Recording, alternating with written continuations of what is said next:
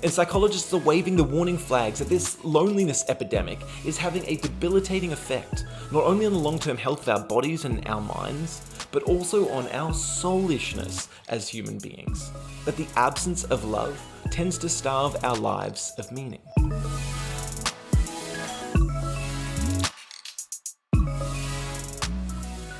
Or when it comes to pursuit of meaning in our culture, no one disputes that relationships play a central role. You would be hard-pressed to find a person who, at the end of their life, would choose to be swimming in a pile of money over being surrounded by people who they genuinely love. We all have this sense that relationships are the weightier currency. And yet, at least in the West, our culture right now seems to be sinking into a sea of loneliness. According to major sociological studies conducted in the UK and the USA, the most connected generation ever, technologically speaking, also happens to be the loneliest generation on record. That despite huge social media followings and being surrounded by friends and family in close quarters, some 46 to 60% of young adults opened up about feeling chronically lonely. The verdict? Well, loneliness is not simply about being alone. After all, introverts are perfectly happy being on their own most of the time. No, loneliness is about feeling alone. It's a sense of social isolation, that no one really knows you, that no one really loves you.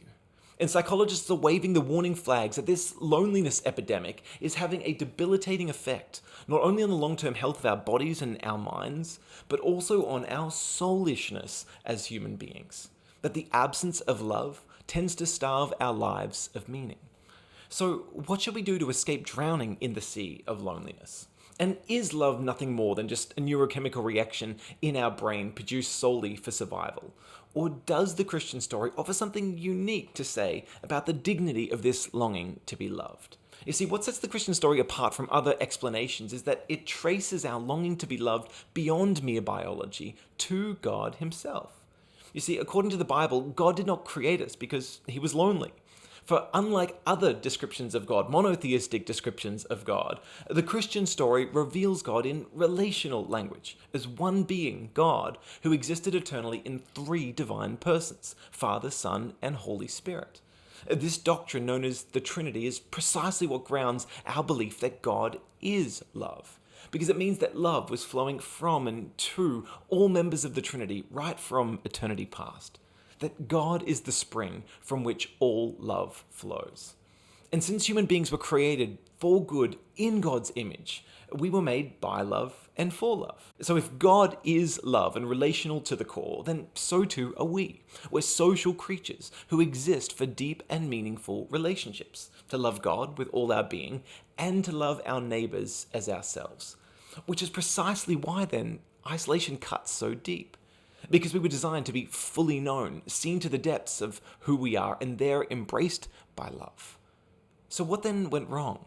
Is this loneliness epidemic, is it reducible just to the cultural forces of our unique moment in history? Or is it merely one more expression of a deeper pattern of alienation, where something has gone wrong with our relationships?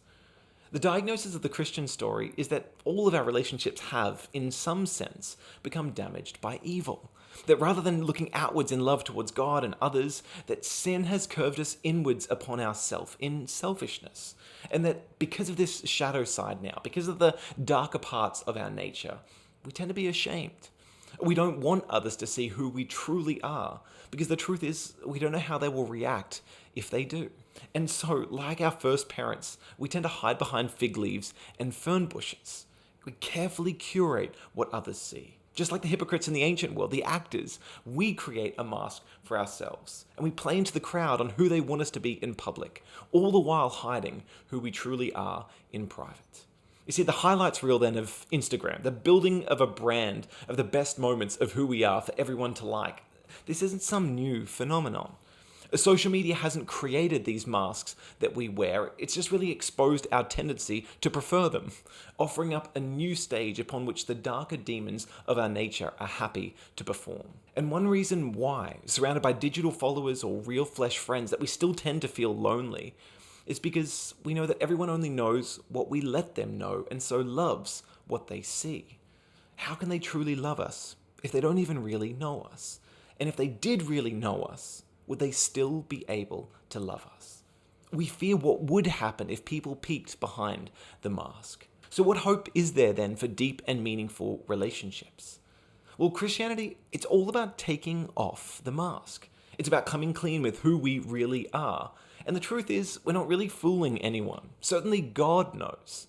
But what is so unexpected in Christianity is how God reacts.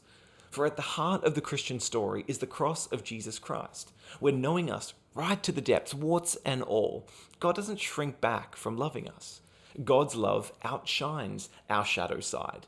He absorbs the cost of our failures, not pretending that we don't fall short, but rather choosing instead to extend forgiveness, to embrace us as we are. Because he knows full well that deep and meaningful relationships, that being loved to the core, that's the only path back to becoming who we were created to be. And a relationship with God is only the beginning of how the Christian story combats alienation.